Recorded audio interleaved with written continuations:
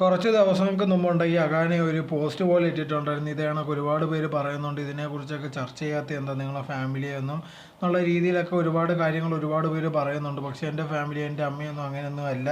ഞങ്ങളുണ്ടെങ്കിൽ ഞങ്ങളെ ഫാമിലി നടക്കുന്ന കാര്യങ്ങളുണ്ടെങ്കിൽ അധികം ഷെയർ ചെയ്യത്തില്ല, അങ്ങനെയൊന്നും അല്ല ഞങ്ങളെ പഠിപ്പിച്ചേക്കുന്നത് വളർത്തിയേക്കുന്നു എന്നുള്ള രീതിയിലൊക്കെ പറഞ്ഞിട്ടായിരുന്നു അഗാനുണ്ടെങ്കിൽ പോസ്റ്റ് ഇട്ടിട്ടുണ്ടായിരുന്നത്.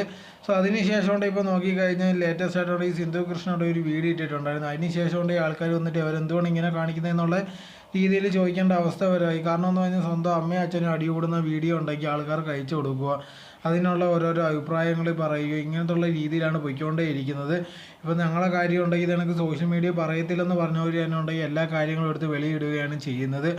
ഇപ്പോൾ ഇതൊക്കെ ഉണ്ടെങ്കിൽ പേഴ്സണലായിട്ട് വീട്ടിൽ നടക്കുന്ന കാര്യങ്ങളാണ്, ഇതൊന്നും എടുത്ത് വെളിയിൽ കാണിക്കേണ്ട കാര്യമില്ല. ഇപ്പോൾ ആൾക്കാർ എന്തെങ്കിലും പറയുന്നതെന്ന് പറഞ്ഞാൽ ഉടനെ ഉണ്ടെങ്കിൽ എൻ്റെ തെളിവുണ്ട് ഇതാണ് വീട്ടിൽ നടക്കുന്ന കാര്യം എന്ന് പറഞ്ഞിട്ടുണ്ടെങ്കിൽ ഉടനെ ഇടുകയാണ് ചെയ്യുന്നത്. അങ്ങനെയല്ല വേണ്ടത്. നമ്മൾ ഫാമിലി നടക്കുന്ന എന്ത് കാര്യമായിരുന്നാലും ശരി അത് ഫാമിലി തന്നെ നിൽക്കുക. അതല്ലാതെ ഭയങ്കരമായിട്ട് എന്തോ ഓവറായിട്ടൊക്കെ ആണെങ്കിലേ ഉള്ളൂ കേസ് കോടതി എന്നൊക്കെ പോകേണ്ട കാര്യമുള്ളൂ. അതല്ലാതെ ഇതേപോലത്തുള്ള കാര്യങ്ങൾ വെളിയിൽ പറയാതിരിക്കുക.